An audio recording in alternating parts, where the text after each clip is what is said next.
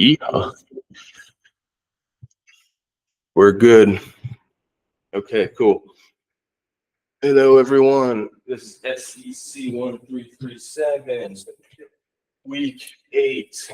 Today we're talking about, today is June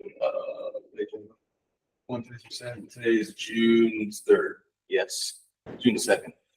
Okay, so SEC said we're talking today about human or employee security. This is really important because this is the unofficial layer 8 of the OSI model. This gets attacked more than any other layer because if you can compromise this layer, you can compromise all the layers below. And so there's a variety of different things we need to talk about and cover today. So with layer 8, one of the common tactics, I'm just going to mute you all here. Let's see. All right. Cool. So there's a lot of different ways in which people are attacked, but most common is social engineering. So this is a method in which people will manipulate you psychologically to get information, to make you do things that you're not intending to do, like divulge passwords or send funds to an offshore account, any number of things. And it can be as simple as just picking up the phone and saying, hey, this is the IRS, blah, blah, blah, blah, blah. People get convinced, if you look at security over the past, 20 years, security's gotten better, but the attacks on people have gotten more sophisticated. And that's why adversaries are still winning. And it's an uphill battle at this point. So social engineering also parlays into various forms in which other people can attack you. So not only phone calls, but you got yourself email phishing. If that hat's missing, I've gone on fishing. You guys ever heard that saying? My grandfather used to say it. Or he had literally that plaque that said that.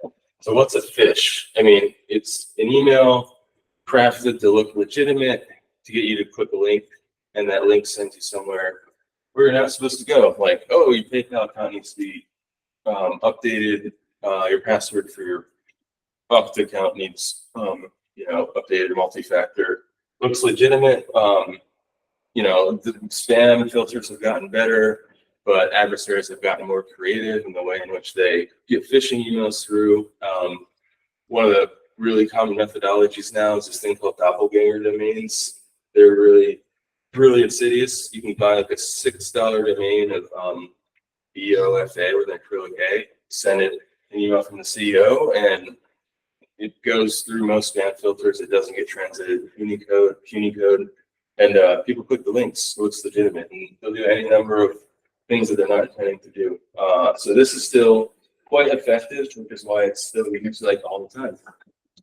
There's also a kind of subset of this called spear phishing, which is more targeted, and this is effective because the adversary will go through the process of gathering info from open source intelligence locations like LinkedIn. They'll find out information on the CEO, the CFO, Twitter. Understand the patterns of the person, understand what deals are happening, send an email from a partner that's very topical that would convince this particular individual that this is a legitimate email. And so these are more targeted. These are more insidious. They require more research rather than, hello, I'm the Nigerian prince. Here's some rupees, please. Because that shit doesn't work. This is like more research driven, more effective, and normally like the way in which most people get like a foothold in a network. But email phishing, it's not to say that it's like 1999, but there's a lot of email security tools and people are wising up. So naturally adversaries have to step up their game. So what you see now in the wild, which is really freaky, like to the point where I run campaigns with Slack and Teams that are so good that I can put my own links. So that's the new hot shit. Like Slack is you all probably are familiar, searchable log of all communication and knowledge. Isn't that funny? even though it sucks to search. And then Microsoft Teams. So the beauty here for the adversary is they rely on the inherent trust that people have in these platforms. Email is not to be trusted. People have their guard up. They know by now that there's a lot of different attacks, phishing, spam, and any number of things. But you get a message from Slack, you think it's trusted. You want to think that. But adversaries can use and abuse, for example, in Slack, there are these things called legacy webhooks that were deprecated, or they were told to be deprecated in 2019. They're still floating around, and Slack is freaking out and saying, we're going to kill support by the end of this year because these webhooks have God-level permissions to do anything. So you can send a Slack message from anyone to anyone, no matter if it's private, public, and people click it. Like I said, that's how it's so realistic. I've like tripped up on my own. Like, reset your Okta password. It comes from the Okta app, which seems legit, you know?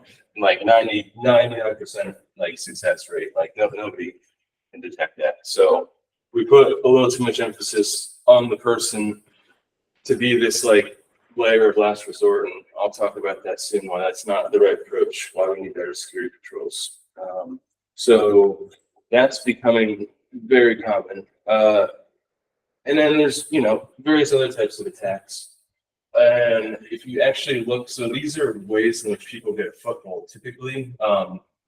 But there's also other ways in which this can be common. If they don't get in through this method, they will rely on some kind of credential abuse. Push Security did like research recently that showed that like 92% of breaches from the IBM report last year result of some kind of credential abuse, either credential stuffing, which not like the Thanksgiving stuffing. It's the premise here is you find a weak password for a service that is known, like LinkedIn, and you assume that the person uses that same password everywhere else. So you just basically try that against every other service, 401k, DMV, AARP, NAACP, whatever online service. And most of the time, if they're using the same passwords, not using the password manager, you're going to get hit. You're going to take out all these accounts. And so that's how people get in. Also, they call password spraying, similar but different. This is like, take one really bad password, like, summer 2024, people are bound to use it. Try that password against all the accounts in the org, you're going to get at least a hit. And then once you get that account, you can pivot, move laterally, any number of credential abuse attacks.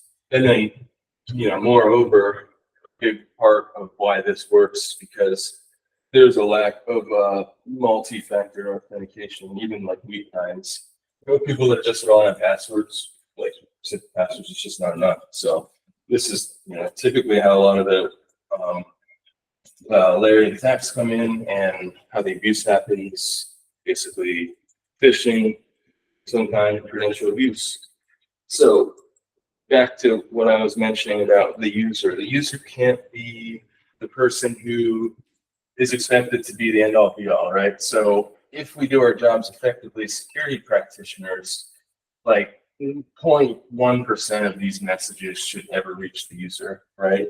There's this, this unnecessary and unfair sort of expectation for the person to be totally hyper aware, when in reality, like I said, I'm a security professional. These people that claim this should be easy to detect end up falling for their own thing. So that said, there is going to be the occasional, stray email or whatever that comes through. And the way that you get people to actually care and focus, it's this kind of notion called, user awareness training, or, vigilance first security. And the idea here is a different approach from the traditional methodology, right? It's like, oh, you click the link, shame, take this class.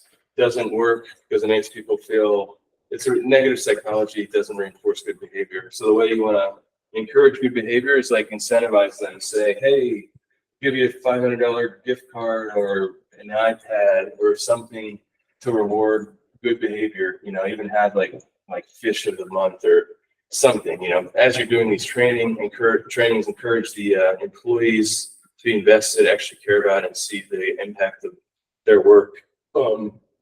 And their vigilance in this. So that's a critical component of making sure that your users are aware and they're doing what they can. But like I said, the reality is a lot of the emails that come through, most of the time they should have never gotten through. It's like we're failing in some method of like our spam filtering is weak.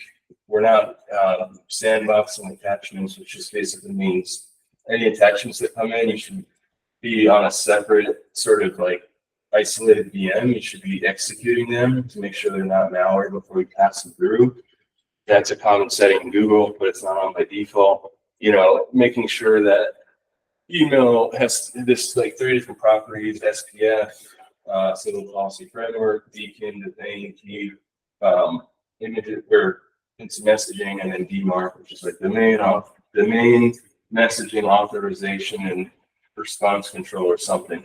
So these 3 are like the attempts for the community to add security to email. But as I mentioned a few weeks ago, the bolt-on method, this is sort of like, you know, not really solving the problem, but it's giving some semblance of, you know, better email security, the best that we had, which is still crap. But a lot of times these particular features aren't on, which allows this to come through. There's also just like spoofing. So one of the common policies is like, you know, it just sounds really dumb, but it's like, all right, so, you know, John Moynihan, you know, the Bank of America's CEO, his display name is this, but like it's some bogus ass, like, you know, it could be a doppelganger, but you're spoofing the name. But a lot of times, email is just going to let this pass through, and if the person doesn't look at the domain, you're like, oh, John sent me an email.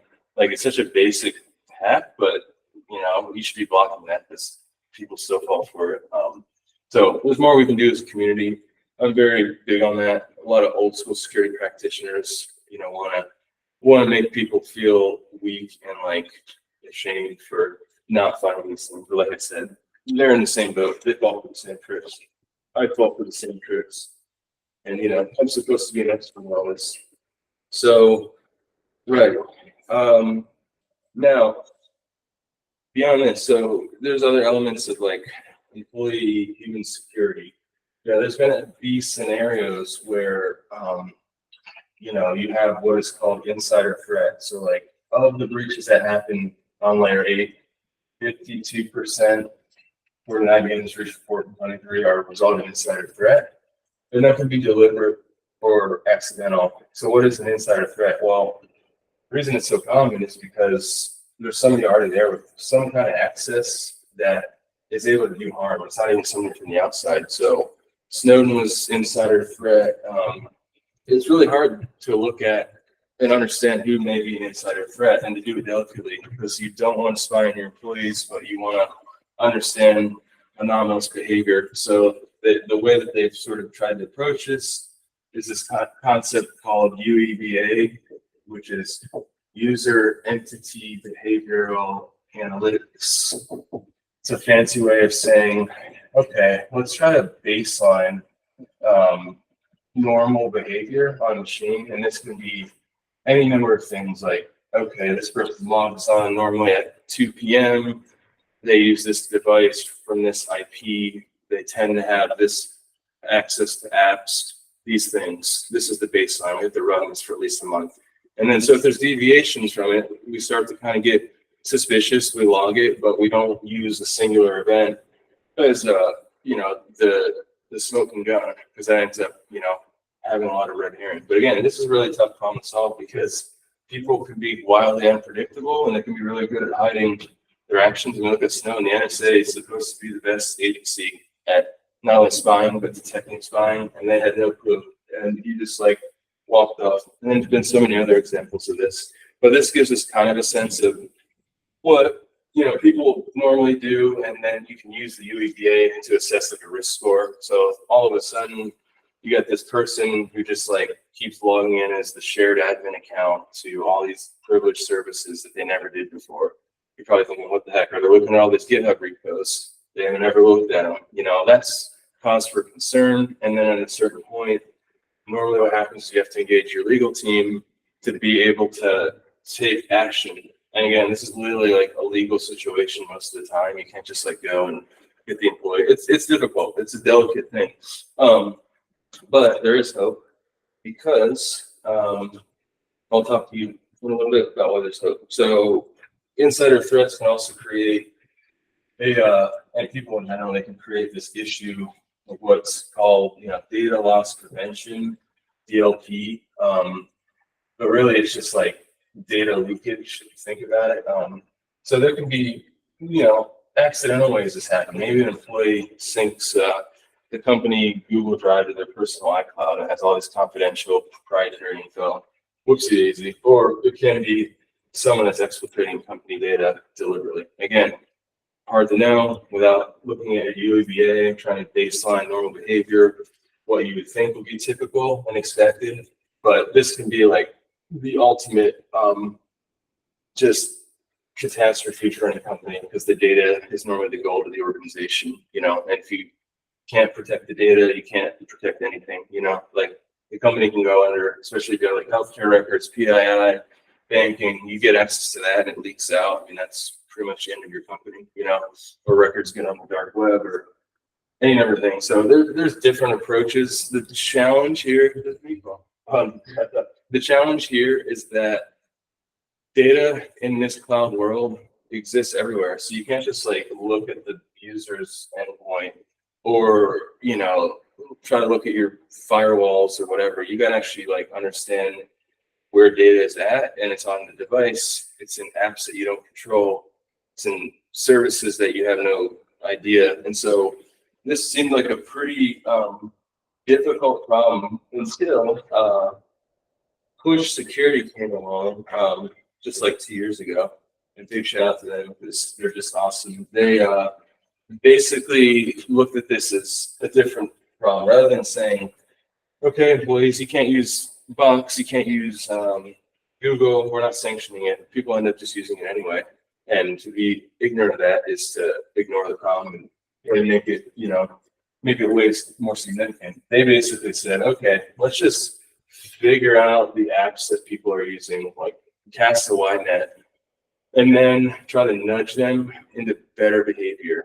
So it's this idea of detecting where identity exists. It's literally called identity as a service. So rather than just data, think about like, Microsoft. You have people there that log in or use their Microsoft account for HubSpot, Datadog, literally thousands of apps. And how do you don't have control of the data. You don't even know where the identity is going. So this is an attempt to just figure out where it is. And all it requires is either mostly to get the most telemetry, you need like a lightweight browser extension, because that'll allow you to look at kind of all the domains and apps and everything the person goes to. But it even is able to grab stuff from what are called social logins, which is like Google, login with Google, login with Microsoft. They can look at all the OAuth. So in combination, you're able to get like a pretty broad profile of where the identity exists. And then from there, you can kind of try to understand where the data may exist, which is like all these potential places. And then it even allows you to go a step further. It'll analyze all the overly permissive actions the user has taken. Like, okay, they gave Zoom full Google Calendar read-write access. That app doesn't need it. So perhaps we should kill it. It allows you to automatically kill risky third-party connections. It does all kinds of stuff. It even detects credential stuffing, credential abuse, even phishing now. It's like one of the coolest products. Like I said, it does so much with the browser extension. Stuff before all relied on either endpoint agents or this thing that's sort of like legacy now called KSV, like Bill KSV. Now it's Cloud Access Security Broker. This thing was cool and the transition from on-prem to cloud, but it required an appliance and it required sitting in line of APIs, and it assumed that you had control over apps, or that people were only using sanctioned apps. In reality, they're using hundreds, thousands, and you might only allow like 50. So don't be in denial. And then the other thing with Push is it'll just annoy the user and be like, hey, this is in a sanctioned app. You want to kill the OAuth connection. Hey, your password being reused from Okta to Amazon, and it encourages better behavior. It's this concept called honest security, where you put the user in control of the security, you be transparent, you let them know what they have access to and what their responsibility is. So that's why I got to give a big shout out to Push. And we have a couple other things to talk about as well. So they're in the event of, you've got data loss prevention, you've got all these identities. There's a way in which you can also go about it. So if you have to engage legal to find these insider threats, there's also this thing that you can do as a, and this isn't specifically just for insider threats. This is like, okay, we are breached. We know it. And how do we know it? Well, probably things canary. I'll talk about that in a minute. But we know it. And then, but how do we eradicate the threat? And this is a thing called threat hunting, literally. And so your security operations center will conduct threat hunting, which has two different paradigms around it. So if an adversary is in your network, you can go two different ways. There's not necessarily right or wrong way. It just depends on your org and your intentions and your objective. The first one is basically search and destroy. So, it's like, okay, you monitor and you snuff the adversary out. You try to plug the holes in which they got access. You reset accounts. You're actively in there, but it could be a cat and mouse situation, and normally it's like impossible to get adversaries out depending on the level of breach. Like if they breach your Active Directory or your identity, good luck. You almost have to burn to the ground. And so the other approach is like observe and report, like that Seth Rogen movie. Observe and report, which is basically monitor, watch them until they do something crazy, or you get to the point where you're like, okay, they gotten too far. Because then you have more of a forensic trail. You can hand over that data to a third-party investigator. They might have a better chance of figuring out how to legally deal with them, but also technically at that point understand their patterns and have a better idea of how they got in, why they're there, and what their intentions are. Like there's no particular right or wrong answer, but that's essentially threat hunting. And in this particular case, I'm always crapping on a lead eSIM or a security incident event management system, but this is where a SIM shines. A SIM is not meant for real-time breach detection and alerting. It's meant as a historical forensic tool. So given you're capturing all your, endpoint logs, DLP, cloud, infrastructure, the SIM aggregates it and it correlates it, and it'll build a timeline of all the events and give you a good sense of everything this adversary did, when they did it, why they did it. This is a great tool for that in the forensics. But again, it's not good for real-time breach detection. And then I will parlay that into the final sort of bit here, which is a shameless plug for my own research around a different paradigm for breach detection, because clearly the old model doesn't work. It hasn't worked. I started looking at this problem back in this rate, I think it was 2018 or 2017. That company Thinks Canary. There's a couple others that have done it, but Thinks is the most consistent. They have tried and true results. But the idea here is rather than trying to collect needles in haystacks, use basically deception technology, which goes back to the era of the Trojan horse. The Spartans would ran through, and it looks like it looks like nothing. It doesn't look, it looks harmless, but in reality, it's whoop, there goes an entire army that just pops out. And in our particular case, we apply this in the form of two key technologies: honeypots, which are devices that look real but are running fictitious services. When an adversary interacts, it creates alerts. It tells you immediately that there's insider malicious activity. So you can run a domain controller, web server, really any flavor of profile. And these things are effective.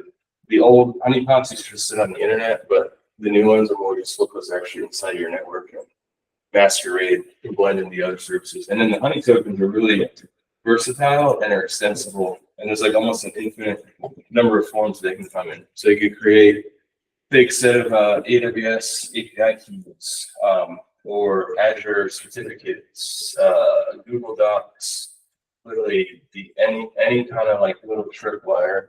The idea being looks very attractive. An adversary, will use it. It's proven because all the red teamers that do these end up falling for the same tricks. The moment that it's interacted with, you get an alert. So not 212 days from now, at the time, you actually have a chance then to know that you've been breached and prevent a catastrophe. But then again, Then at that point, this isn't panacea. It's just the way to know you've been breached. Then you rely on your SIM, your SOC, your other tools, your legal department. Yeah, if you want to get like a sort of overview of this, the last talk I gave, B-side 2023, then there's a B3 coming, and a couple of upcoming conferences, but the main one we'll look out for probably Hacker Halted, Halloween, because the B3 is going to have a like a simulated red team campaign in a heavily deception environment, and we'll show like exactly how effective it is rather than just like the theory of deception technology. So that is employee security in a nutshell. And yeah, appreciate you all. Is there anyone out there? Well, here I can unmute in case Jennifer has anything to say. Any questions, concerns, comments? Whoopsie daisy. You can't unmute. Oh, she wants to mute herself. Anyway, yeah, that's week 8. And actually, I was thinking about this. I believe this kind of marks really, truly, it's like the end of the first half of the course, because from here on, I've covered all 8 layers of OSI. And so now there's like specific, special interest topics from here. Like we're going to talk about IT security, data, quantum. So this is like the meat and potatoes of the course. If you made it this far, congrats. You probably have enough knowledge to dive down enough rabbit holes to get some kind of job security. I'm convinced at this rate. But yeah, it's yeah, I want to open up, guys. Questions, comments, human security. As you were talking, I remember after I started working at this company, I started getting specifically text messages. Hey, this is Nasser. Could you send me a gift card? Some kind of shit like that. How? Oh, it's snitching. Yeah, good call. But that also means they got breached. I just realized this, because how would they have gotten my phone number? Unless it's on a public source somehow, because LinkedIn's a common place where they scrape, or Instagram or Twitter. Because Twitter's been breached. For them on LinkedIn, even if they're not personal install LinkedIn, they can find your other accounts that are related to that person on LinkedIn. Yeah, and unfortunately, Twitter's been breached. LinkedIn's breached. All these services. LinkedIn has been breached. Yeah, and Twitter back in the day, all these. Yeah, every social media. So if it was on there in some form, if you not that you sign up with it, but more that you add it to your profile. Okay. That's how it'd be floating around. And yeah, that's smishing. I actually completely forgot. Smishing? Or smishing, SMS. There are a variety of SMS based attacks too. Yeah, I also experienced the same thing in the previous company. I just get texts, especially the first few months. Yeah. You just get texts from the CEO, keeps asking to buy gift cards because he's busy in a meeting. Right. Yeah, and that can be, an effective method, because it's really easy to spoof your phone number. SMS is weak as hell. So that's another kind of common attack. There's another thing too. In a bold form of spear phishing, it's this thing called business email compromise, which is basically many. Yeah, targeting, you take over a partner, you pivot in from the partner to the third party. It's okay, Microsoft works with say Citrix gets breached. There's a relationship between Citrix and Microsoft, pivot in, boom. That's how a lot of these crazy campaigns are going down, how Microsoft is getting pounded. Yeah. So this BEC stuff. So yeah, just keeps getting more complex and more, insidious. So Rick, if I know what the answer is, AI, no, that's gonna make it even worse. I know. AI is already, that's actually the theme of Hacker Halted, or a big part of it is understanding the threat of AI. So cool. Good stuff. All right, another week. Geneva, is you there? So you doing? Yes, I is here. Mr. Justin, how are you? Good. Sorry, I haven't responded. I've been ADHD, but I'll respond to your message about my English was intentional. I said I is here. I'm here. I'd be understanding. It's good. Okay. I wanted to ask you, sir, about spywares. Are we gonna have time to dive into that, the stuff, hidden cameras and stuff like that? Oh yeah. That's actually, that was gonna be something IT security because it's usually specific to like endpoint devices, but we can kind of touch on it. Like any of the wares, yeah, are specifically focused on people. Adware, malware, spyware, ransomware.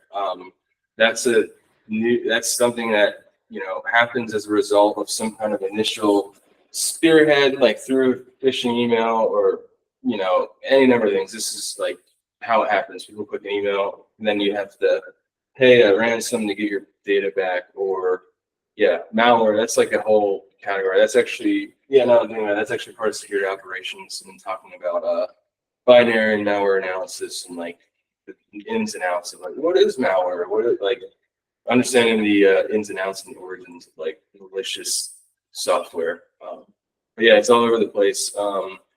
You know, it goes back to trying to run next gen AV and endpoint detection response, trying to have good email security, if you know, have backups so that you have, you know, you're not going to be totally You screwed. should go over in one of the classes like basic backup hygiene. Yeah.